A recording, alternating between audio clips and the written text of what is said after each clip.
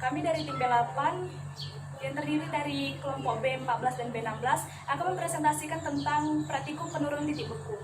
Nama saya Anissa Merani dari kelompok B14, NIM 19018. Saya Agung Andrianto Huta Barat, NIM 190405021. Saya Fortuna Alda Daulaya, NIM 19078 dari kelompok B16. Saya John Perisal Tamba, NIM 190405075 dari B16. Saya Audrey Satya Pakuita Manurung, NIM 19150 dari kelompok B16. Sebelum masuk kepada prosedur percobaan penurunan titik beku, saya akan menjelaskan sedikit tentang sifat koligatif larutan, dan kita pada pembahasan ini lebih berfokus pada penurunan titik beku. Yang pertama, sifat koligatif larutan. Sifat koligatif larutan adalah sifat larutan yang bergantung pada jumlah partikel yang terkandung di dalam zat terlarut. Sifat koligatif ini tidak bergantung pada sifat fisika dan sifat kimia dan dari larutan tersebut, tetapi hanya bergantung pada jumlah partikel yang ada dalam larutan tersebut.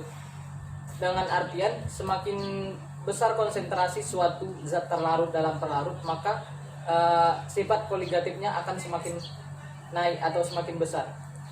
Sifat koligatif sendiri ada 4. Yang pertama adalah penurunan tekanan uap, yang kedua kenaikan titik didih, yang ketiga penurunan titik beku, dan yang keempat tekanan osmotik. Nah, di praktikum kali ini kita akan membahas tentang penurunan titik beku. Yang pertama, titik beku. Titik beku adalah suatu suhu di mana suatu larutan tersebut membeku. Biasanya titik beku larutan itu adalah di bawah titik beku dari pelarut itu sendiri, seperti yang dirumuskan. Penurunan titik beku adalah selisih antara titik beku pelarut murni dengan titik beku larutan itu sendiri. Secara matematis, persamaan untuk mencari penurunan titik beku adalah delta TF sama dengan KF dikali M dikali I untuk larutan yang bersifat elektrolit, di mana delta TF adalah penurunan titik beku, KF adalah konstanta penurunan titik beku yang bernilai 1,82, di mana M adalah molalitas dari larutan, dan I merupakan faktor Van Hoff. Adapun tujuan dari percobaan ini yang pertama yaitu menjelaskan tentang pengaruh suatu zat terlarut terhadap sifat fisik pelarut murni. Yang kedua itu untuk menentukan konstanta penurunan titik beku suatu pelarut. Dan yang terakhir yaitu untuk menentukan penurunan titik beku suatu larutan secara teori dan praktek. Percobaan penurunan titik beku larutan ini akan kita gunakan rangkaian alat yang terdiri dari termometer digital. Termometer digital ini berfungsi untuk mengukur suhu larutan pada tabung reaksi. Dan selanjutnya kita gunakan tabung reaksi yang telah berisi larutan tersebut yang terdiri dari larutan NaCl dan Aqueous. Kemudian tabung reaksi tersebut kita tutup dengan aluminium yang berfungsi untuk mengurangi penguapan pada larutan. Selanjutnya tabung reaksi kita jepit dengan penjepit tabung. Penjepit tabung ini berfungsi agar tabung reaksi yang kita letakkan pada penangas nantinya akan letaknya itu stabil. Kemudian yang kita gunakan yaitu kita menyiapkan penangas ini berisi es batu dan garam dapur. Penangas ini yang berfungsi sebagai penghasil suhu untuk membekukan larutan yang berada pada tabung reaksi. Adapun prosedur yang kami lakukan pada percobaan penurunan titik beku. Yang pertama yaitu memasukkan es batu dan garam ke dalam penangas.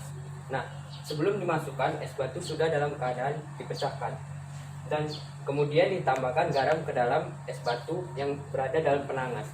Tujuan penambahan garam ini yaitu untuk mengikat molekul-molekul es batu supaya molekul es batu tersebut tidak mudah menguap. Ini sehingga berakibatkan es batu tersebut memperlambat proses pencairan. Nah, prosedur yang kedua yaitu penyiapan air dan larutan NaCl di tabung reaksi. Nah, Tujuan disiapkan air di sini yaitu untuk menentukan titik beku air yang kami gunakan di sini Aquades. Titik beku Aquades secara praktek. Lalu disiapkan larutan NaCl. Larutan NaCl sini kami membuatnya dengan penambahan gram NaCl sesuai dengan penugasan dan 10 ml larutan dimasukkan ke dalam tabung reaksi. Setelah larutan air dimasukkan ke dalam tabung reaksi, selanjutnya tabung reaksi tersebut dimasukkan ke dalam penangas dan kita ukur berapa titik beku air tersebut. Titik beku air digunakan sebagai patokan untuk menentukan penurunan titik beku yang terjadi pada NaCl. Lalu selanjutnya tabung reaksi yang berisi dengan larutan NaCl itu dimasukkan juga ke dalam penangas dan dicatat suhunya setiap 30 detik. Dan ketika larutan tersebut membeku, kita catat berapa titik beku larutan tersebut atau ketika suhu yang didapat itu sudah konstan sebanyak 5 kali. Adapun kesimpulan yang diperoleh pada praktikum ini yaitu yang pertama, semakin besar jumlah zat terlarut, maka semakin besar pula penurunan titik bekunya. Kemudian yang kedua, titik beku larutan itu diperoleh apabila suhu yang tertera dalam termometer itu konstan selama 5 kali dalam selang waktu 30 detik. Dan yang ketiga yaitu penurunan titik beku itu bergantung jumlah partikel zat terlarut dan pelarut. Demikianlah presentasi dari tim B8. Sekian dan terima kasih.